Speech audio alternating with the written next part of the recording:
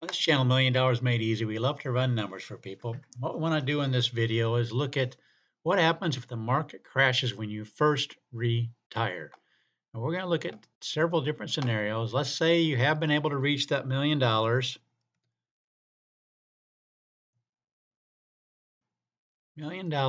and you want to give yourself, you can have an asset allocation of 70-30, 70% remaining in the S&P 500, 30% going over to a cash reserve account. So when the market's going down, it comes out of that instead of the S&P 500 account. You want to give yourself a 3% COLA. What we're going to do is go ahead and run the numbers. What we're going to do is see we have 100 years worth of data for the S&P 500. And I want you to see that 4 times in the last 100 years, or 1 time in the last 100 years, you've had 4 down years in a row. 2 times you've had 3 down years in a row. This was 1939, 40, and 41, and also 2000 to 2002. 1970, you had 2 down years straight in a row. The other times you had, I think it was 13 times, there was 1 down year, and then the market came back. But we want to look at these different scenarios where the market does go down consecutive years in a row, because that can really knock you down. They call that the sequence of return risk. It usually isn't a problem with just 1 down year. But when you start having 2 and 3 in a row, especially 3 in a row or more, like 4 in a row, that's when you start having problems. So let's go ahead and look at some numbers here.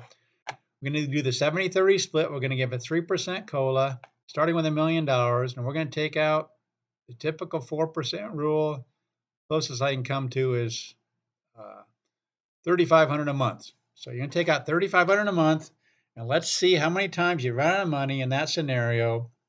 70-30 split, 3% COLA, and taking out 4.2%.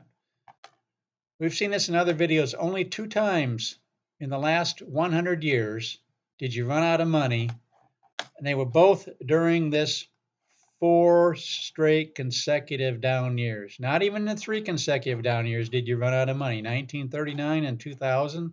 Let's show you that here real quick. 1939. Didn't run out of money. These are the actual numbers going through here. You can see it also right here, 1.182, 1.182 after 10 years and after 20 years.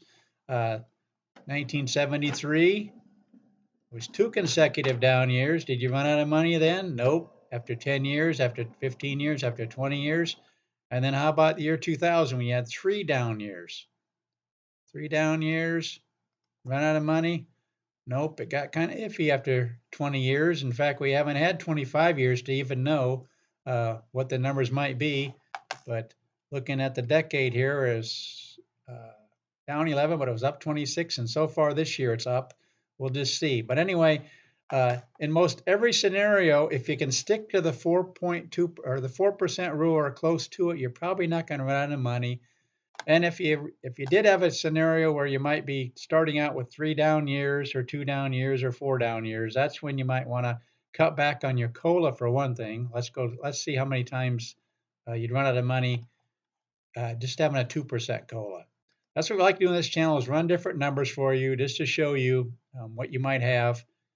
In this case, the only time you run out of money is after 30 years, or less, wouldn't quite make it 30 years in the 1929. Again, that was the only time in the last 100 years you had 4 down years. In that case, you ran out of money in 21 years. If we go to 1% COLA, I don't think you're going to run out of money. But again, do you want to do that? Do you want to only limit yourself to 1%?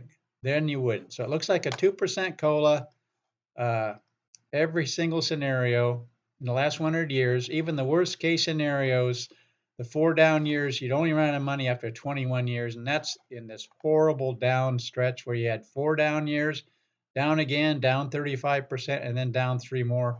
Then you'd run out of money in 21 years. But every other scenario, you'd be just fine.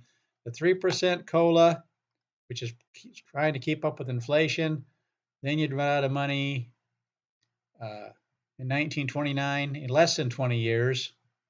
1929, you run out of money in 18 years, and out of money in 1930 right here, in 23 years. But every other scenario, you're just fine with the 4% rule. That's why it's so important to stick close to that 4% withdrawal rule when you first retire, just in case you have some down years.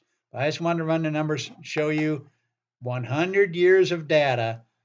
The worst case scenario, yes, you would have run out of money unless you cut back to a 1% COLA.